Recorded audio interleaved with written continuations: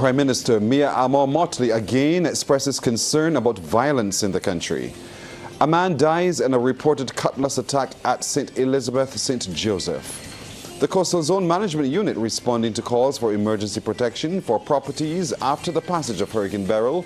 And in sports, government launches a lucrative semi-professional football league. Tonight's headline news is sponsored by Flow. Broadcasting from our studios in the Pine St. Michael, this is CBC NewsNight, starting now.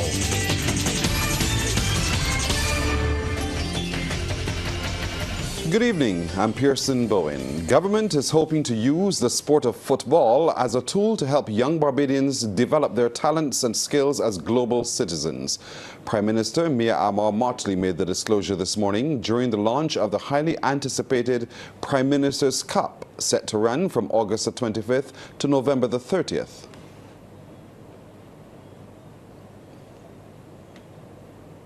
I hope that this institution here now, the Prime Minister's Cup, will come to be a critical part of the building out of our social capital of our nation, giving youngsters a chance that they would not otherwise have to be able to display the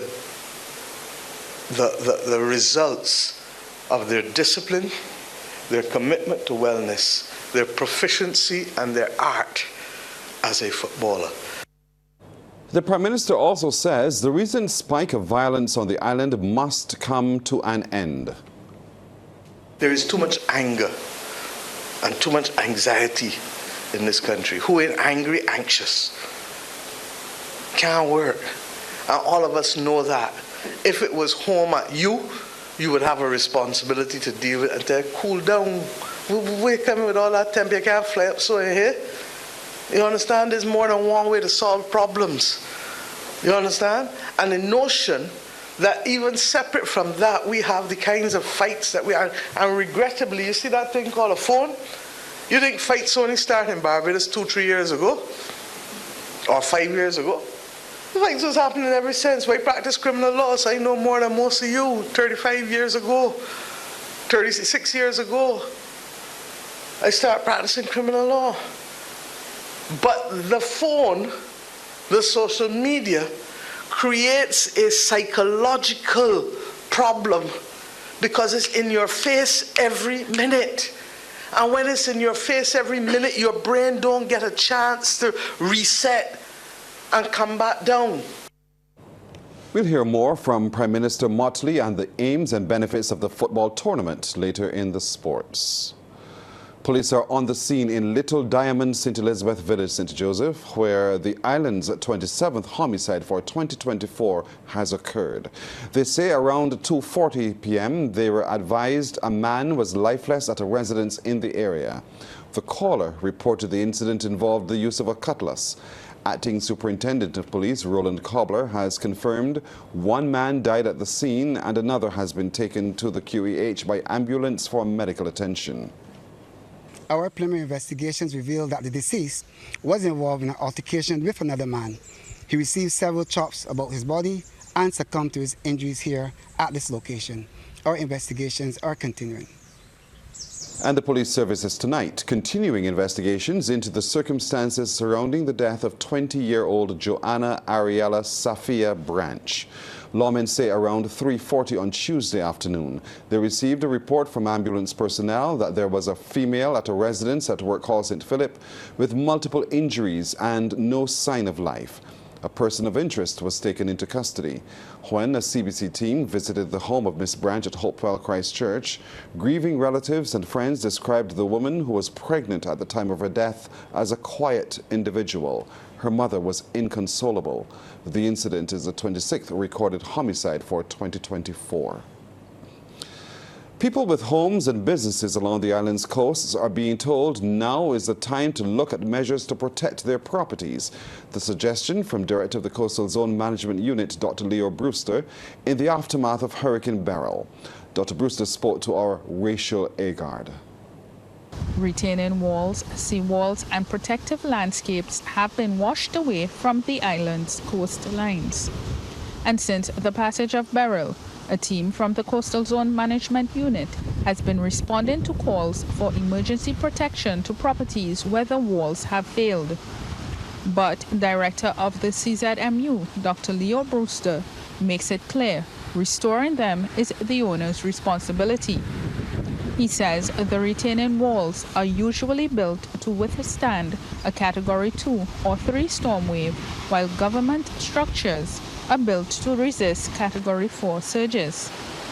The CZMU official says property owners have to consider their budgets when looking to build walls separate and distinct from the government.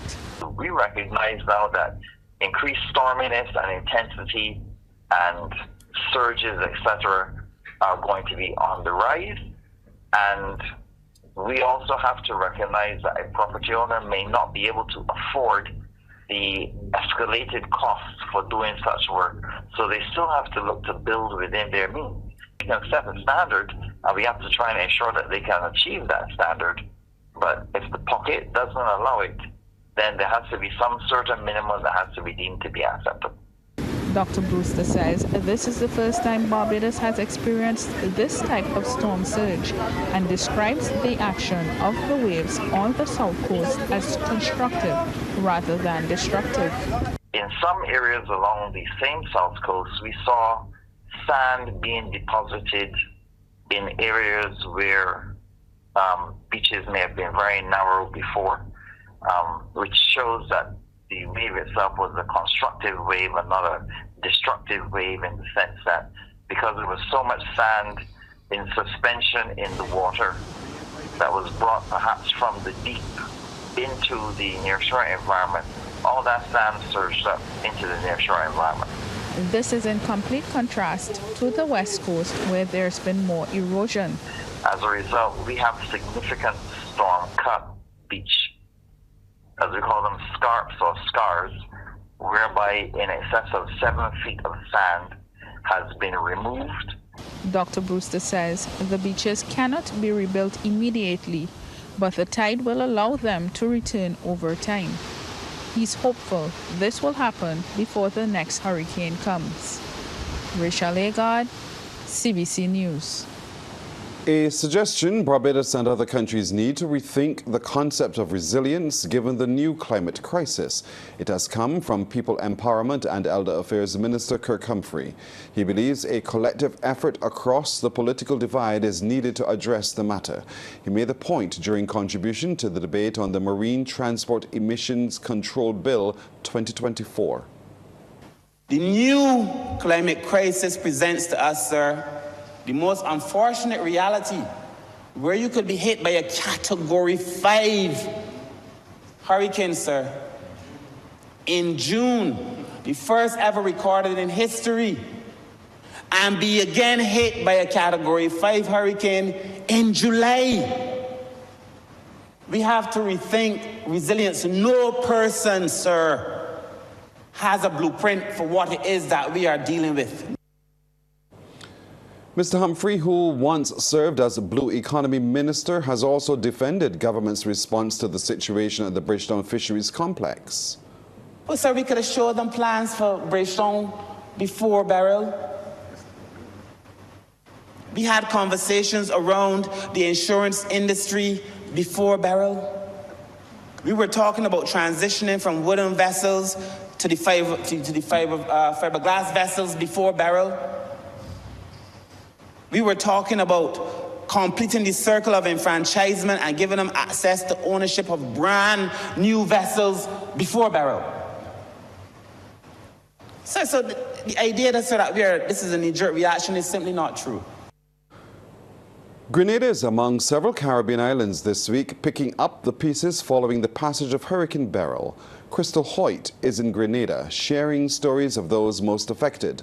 She sat down with Prime Minister of Grenada, Dickon Mitchell, to talk about the impact of the Category 4 system. As the government of Grenada continues to count the cost of Category 4 Hurricane Beryl's disastrous visit, initial projections suggest replacing the houses alone will run into the hundreds of millions of dollars. That's according to Prime Minister Deacon Mitchell as he described the damage done to Carriacou, Petite Martinique, and Northern Grenada. He was speaking during a one-on-one interview with me at the National Disaster Management Agency. I mean, it's devastating. There's no other way to describe it. Massive physical destruction of homes, government buildings, private commercial properties, significant destruction of agriculture. In the case of Carriacou and Petite Martinique, fishing is a way of life. So there's significant damage to boats, to jetties, the Turtle Bay infrastructure. So really, it's just from a physical destruction point of view, it's not something you'd want to wish on your worst enemy. And then obviously you have to deal with the humanitarian crisis as a result. No homes, no schools, no water, no power, no food, no clothing. So it's truly been a devastating blow. I know that it's early days for the government, but if you can give an estimation in terms of the cost of this natural disaster and the government's fiscal position. It's going to be dreadful because if we take Carriacou alone, let's do simple math. If you had to rebuild 800 or 1,000 homes and build it so that at least it's decent and can perhaps withstand future storms, you probably, and I'm saying here a very small, modest home, you probably will have to spend 250,000 EC dollars. So if you take the lower figure, 200,000, and you have to build 1,000 homes, that's $200 million. That's just the home. That's just the structure. We're not talking furnishing it, putting back, the refrigerator or the washing machine. We are talking here about significant financial loss and running into the hundreds of millions of dollars.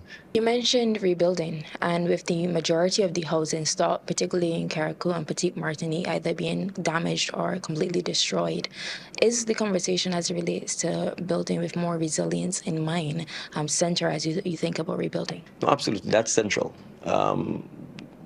As much as we want to help people get a roof over their heads quickly, we can't do it in the same manner that it was done before. So absolutely, I think just from a design point of view, from a construction materials point of view, and also looking at examples, places further north like the Cayman Islands, which has sort of been in the path of hurricanes almost annually. They've made adjustments to their building code, particularly the roofing. So you see there's a lot of concrete roofs and those kinds of things. So we're going to have to look at some of that. We are going to have to look at modular homes to see how, once they can withstand hurricane force winds, how we perhaps deploy some of this. Because it's not just rebuilding, we have to rebuild quickly, and then we have to build with resilience in mind. 90% of all buildings, including homes, hospitals, the airport, marinas, and gas stations on Carriacou and Petite Martinique were impacted by the hurricane. Crystal Hoyt, CBC News. Thanks, Crystal. Coming up, more assistance for Caribbean islands ravaged by Hurricane Beryl. The lineup has been decided for the finals of this year's Scotiabank Junior Monarch competition.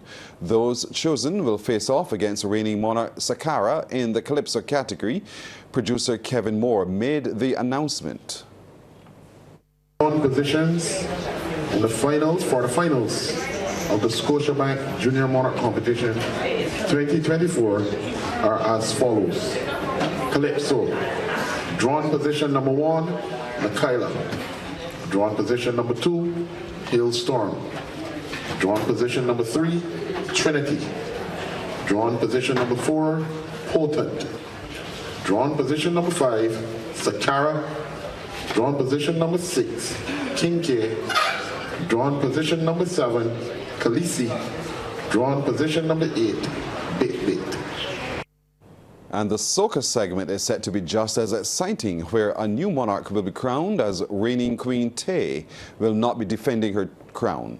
John Ross will be the first to face the judges. The final is set to be held on July the 20th at the National Botanical Gardens.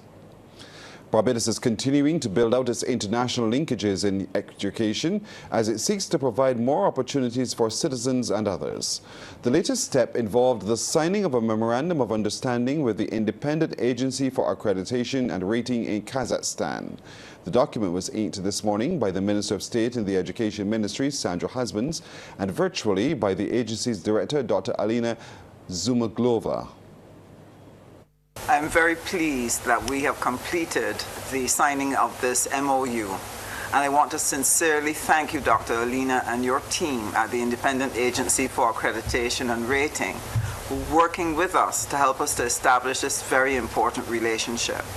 Being able to build our capacity to offer education of every kind to people from every part of the world is going to be an important part of our economic thrust. And having your agency on board helps us to accomplish this because we can give the assurance to students, to people across the world, to people who are employing students who graduate from these universities, the assurance that it is of the highest quality. And therefore we thank you for being a part of the Barbados journey.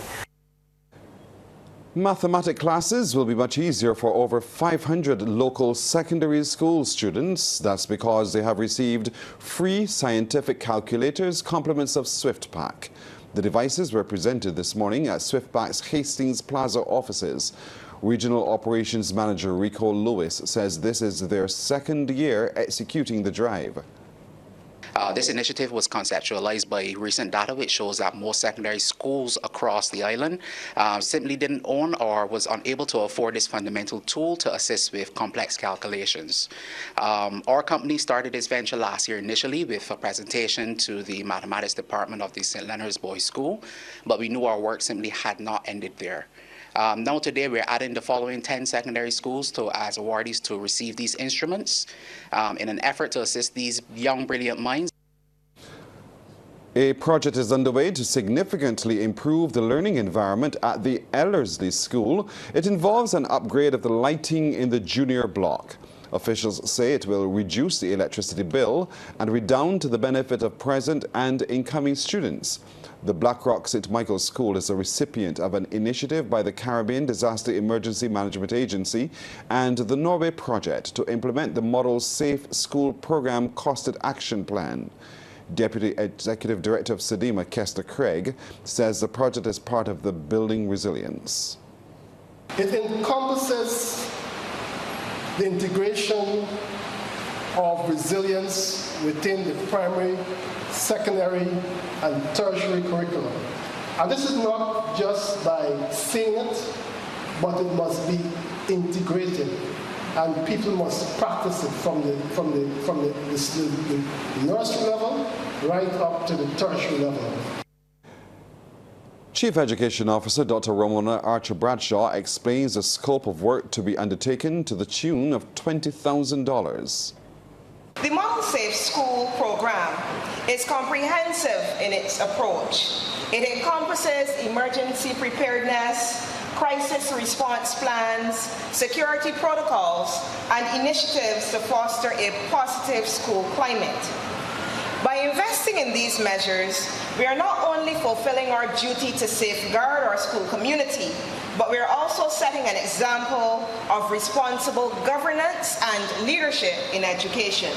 Sports Night is brought to you by Power Aid, Pause is Power, and by Dasani. Live first, Dasani after. Promised, we're joined now by Mark Seal with a look at sports. Mark, good evening. Well, good evening. We're going to have cricket next, but first up, football, where a cash prize of $100,000 will be up for grabs from next month as government launched one of the biggest football tournaments in Barbados history. With the details, it's CBC's Anmar Goodrich-Boyce. A new semi-professional football tournament will be kicking off on the island from next month, and it's called the Prime Minister's Cup. 24 of the best teams in Barbados are set to go head-to-head in a highly anticipated 14-week competition for a trophy and a cash prize of $100,000. Prime Minister Mia Amor-Motley says the idea is to help chart the way forward for young Barbadian footballers to gain major opportunities through employment, contracts and scholarships. I have said that the fundamental difference with this tournament must be a clear understanding of the profiles and the opportunities for every player, so that we work collectively between the public and the private sector to ensure that we put these persons on a sustainable path for a livelihood. The Prime Minister also hopes the tournament will change the approach that local sportsmen and women have towards their diets and fitness. If this tournament achieved nothing else but to change the culture and the ecosystem surrounding how our sporting people prepare and sustain themselves and make themselves capable of being the best that they can be, such that they go to the next level, then I would say hallelujah, hallelujah, hallelujah. Because this issue of wellness is a habit, and it has to stay with you for life. All players will start with a match fee of $125, and the money will be increased as players and teams progress in the competition. Chairman of the organizing committee, Omari Eastman, provided an overview of the tournament. The teams participating in the tournament are all Premier League teams, the first 6 first division teams, the first 4 second division teams, and the top 4 in third division, how the standards would have finished after the 2024 season. So therefore, the mini draft, players and teams not included can enter this draft, and there will be a draft. Official notification will go to the clubs, so players not involved could enter the draft and be drafted into the teams that are participating. There will also be trades. So after you have been drafted into teams, if you want to trade with a specific team, once the teams can agree that they would exchange the player, that is also allowed. However, there are no transfers from team to team. The plan is to broadcast the games on local television and online, starting on August 25th at various community grounds, with the quarterfinals and semi-finals to be played at the BFA Wildy Turf, and the grand final on Independence Day at Kensington Oval. Anmar Goodrich-Boyce, CBC Sports. In the business report, improved education and labelling are among the elements of new initiatives to guide the rum and spirits industry. The revelation from Chief Executive Officer of the West Indies Rum and Spirits Association, Vaughan Rennick, at the end of their 50th anniversary annual general meeting in Barbados. He says improving consumer education is high on the agenda of the 13 member countries. Whilst people make their own choices, they need to be informed and aware of what those choices are. So, for instance, we've improved the labeling on rum products throughout our membership to say that people under 18 shouldn't drink, to say that if you plan to drive, you shouldn't be drinking, to say that if you're pregnant, you shouldn't be drinking. And we're also now displaying calorie information on our bottles that say one drink is X amount of grams of alcohol, is this size, it's, you know, this is how much you're drinking, and this is how much is in a whole bottle. The CEO says server training is also coming to the industry. In bars and restaurants, at fetes and promotions, making sure that the people behind the bar are trained to spot inebriation, to know when to stop serving somebody, to keep the pour to a specific measure, and to act in a more responsible way. So there's a whole series of things we're doing. We're particularly concerned about, of course, underage access to drinking, and our marketing code in particular, it seeks to address controlling marketing so that it doesn't get to minors. Connect Carib, a private sector-led regional ferry service company, is still aiming to start part of this planned service this year. The company, which launched in January 2024, is confident its services will be a game changer in the regional transportation industry. Barbados is among several of the islands in the Caribbean to be serviced, along with Guyana and Suriname in South America. Vice President of Corporate Communications and Strategic Partnerships, Jennifer Highland, provided an update on possible timelines for its cargo and passenger service on Morning Barbados. You're looking at end of quarter, this year, end of quarter start for the cargo operations. And then for the cruise, we're looking at the first quarter of 2025. Connect Carib is planning a stakeholder consultation forum later this month, where further insights into its business model will be shared. Vice President of Ship Operations and Crew Management Richard Aline says such a service is in demand as countries remain separated by the Caribbean Sea.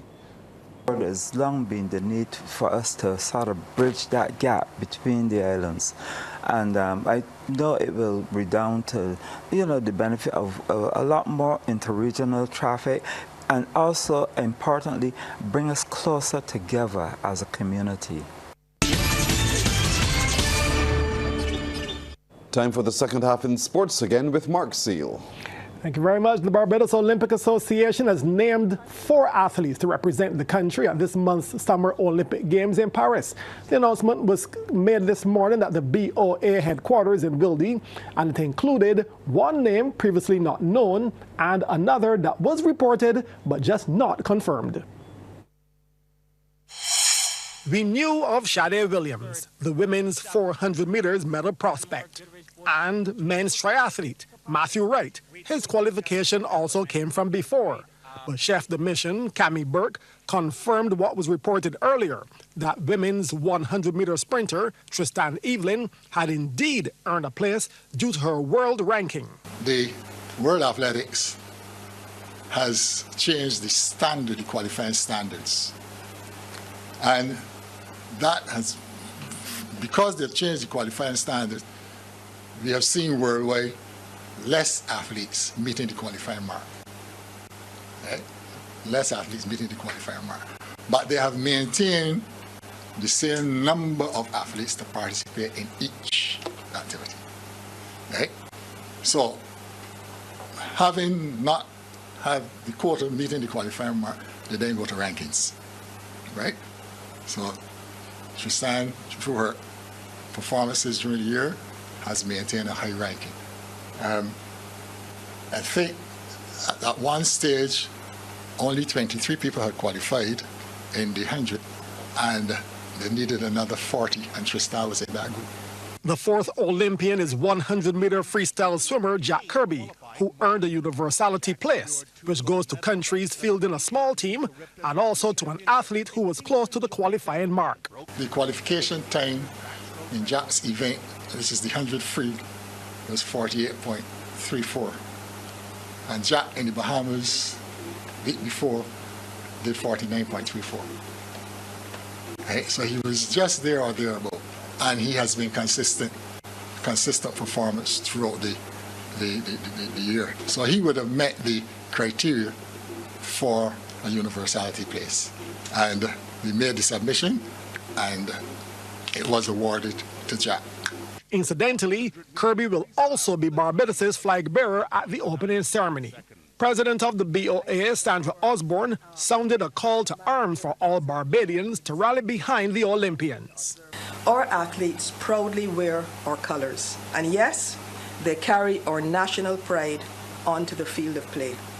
They symbolize all our sporting dreams. We must therefore lift them up and not tear them down. The journey to Paris has been nothing if not rigorous and full of sacrifices, and they need to know that they have our unequivocal love and support. The Paris Olympiad starts July 26 and will be live all 17 days on CBC TV8.